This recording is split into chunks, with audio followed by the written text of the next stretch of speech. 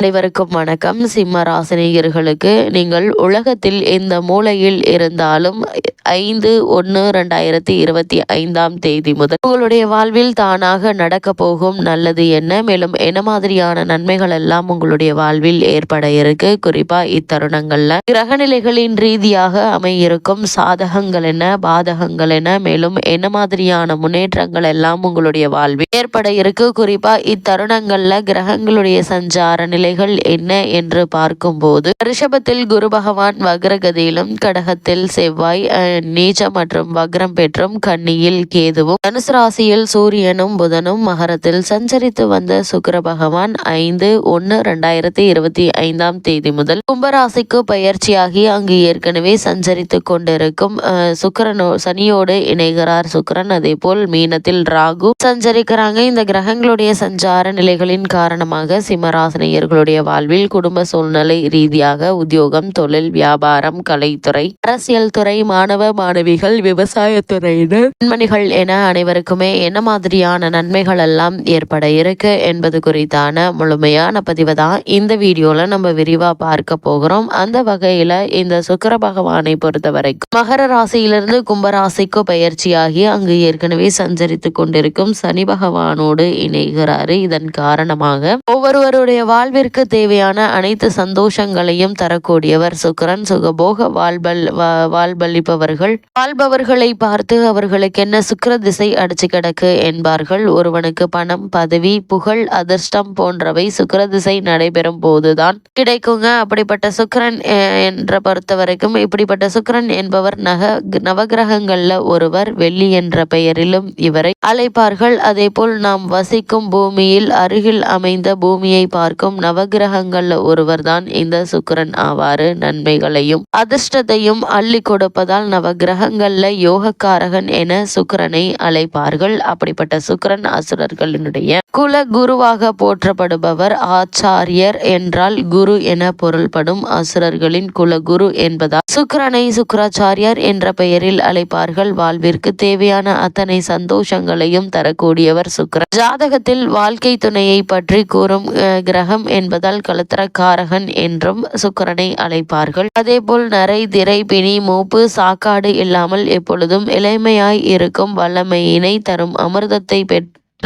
பெற வேண்டி தேவர்கள் பிரம்மதேவரிடம் ஆலோசனை கேட்கின்றனர். ஆதிசேஷன் எனும் நாகத்தை மெத்தையாக்கி அனந்த சயன மூர்த்தியாக ஆதிநாராயணர் பள்ளி கொண்டிருக்கும் திருப்பார்கடலை கடைந்தால் அமிர்தம் கிடைக்கும் என தேவர்களிடம் ஆலோசனை கூறுகிறார் பிரம்மதேவர். சவாலும் கடினமும் ஆன அமிர்தம் கடையும் செயலுக்கு அசுரர்களை உதவிக்கு அழைக்கிறார்கள் தேவர்கள். திருப்பார்கடலை ஆளியாக்கி கூர்ம நாராயணமூர்த்தி மேல் மந்தார மலையை மத்தாக அமர்த்தி வாசுகி எனும் பாம்பை கயிறாக கொண்டு சந்திரனை சில்லாக பயன்படுத்தி அசுரர்களின் வாசுகி பாம்பின் தலைப்பகுதியை பிடித்து கொள்ள தேவர்கள் வாசுகி பாம்பின் வால் பகுதியை பிடித்து அமிர்தம் கடைய துவங்கினர். சவாலும் ஆபத்தும் நிறைந்த வாசுகி பாம்பின் தலைப்பகுதியில் நின்று அசுரர்கள் கடைந்திருந்தாலும் மோகினியாக அவதாரம் எடுத்த நாராயணன் பரம்பொருளின் திருவருளால் தேவர்கள் மட்டுமே அமிர்தத்தை அருகினர். இதனால் கோபமடைந்த அசுரர்கள் தங்களின் குலகுருவான சுக்கிராச்சாரியாரிடம் சென்று தேவர்கள் தங்களுக்கு அமிர்தம் தராமல் ஏமாற்றியதை முறையிட்டனர். தனது மக்களாகிய அசுரர்களை ஏமாற்றிய தேவர்கள் அனைத்து செல்வ வளங்களையும் இழந்து பூலோகம் சென்று துன்பப்படட்டும் என சுக்கிராச்சாரியார் தேவர்களுக்கு சாபம் அளித்தார். சுக்கிராச்சாரியாருடைய சாபத்தால் அல்லுற்ற தேவர்கள் தங்களை காப்பாற்றும்படி வேதங்களை தொகுத்த வேத வியாச மாமுனிவரிடம் சரணடைந்தனர்.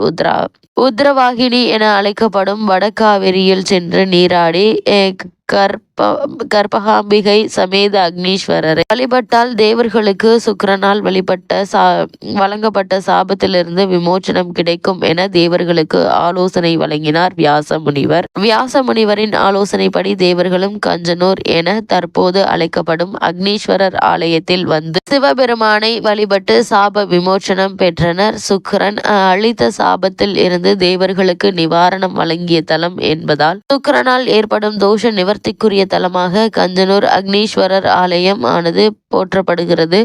சுக்கிரதோஷ பரிகார தலமாக இருந்தாலும் கஞ்சனூர் அக்னீஸ்வரர் ஆலயத்தில் சுக்கிரனுக்கு என தனி சன்னதி எதுவும் கிடையாது. இங்கு சிவனே சுக்கிரனின் வடிவாக காட்சியளித்து தன்னை வணங்குவோர்களுக்கு அருள் புரிவது இந்த ஆலயத்தினுடைய தனி சிறப்பாக அமைந்திருக்கிறது. அந்த வகையில சிம்மராசினியர்களுக்கு இந்த சுக்கிர பகவானுடைய கும்பராசி சஞ்சாரம் மற்றும் அங்கு ஏற்கனவே சஞ்சரித்து கொண்டிருக்கும் சனி பகவானோடு இணைவதன் காரணமாக சிம்மராசினியர்களுக்கு மேலும் என்ன மாதிரியான நன்மைகள் எல்லாம் உங்களுடைய வாழ்வில் ஏற்பட இருக்கு என்று பார்க்கும்போது இந்த தருணங்களை பொறுத்த வரைக்கும் உங்களுடைய ராசிக்கு தைரியஸ்தானாதிபதி சுக்கிரன் சனியோடு இணைந்திருப்பது உங்களுடைய ராசியை பார்வையிடுகிறார். இதனால் எதிர்பாராத பல முன்னேற்றங்கள் உங்களுடைய வாழ்வில் ஏற்பட இருக்குதுங்க. அதே போல உங்களுடைய ராசிக்கு உரிய சூரியன் தனது ராசியில் புதனோடு இணைந்து யோகம் பெற இருக்கிறாங்க. சுக்கிரன் யோகமான அமைப்பில் இருப்பதால் தொழில் வளர்ச்சி என்பது இத்தருணங்கள்ல நன்றாகவே இருக்குங்க. பொருளாதார உயர்வு உண்டு. சுபகாரிய பேச்சுகள் முடிவாகுங்க. சிலருக்கு இடமாற்றம் உண்டாகக்கூடிய ஒரு தருணமாகவே இக்காலகட்டம் அமைஞ்சிருக்குது.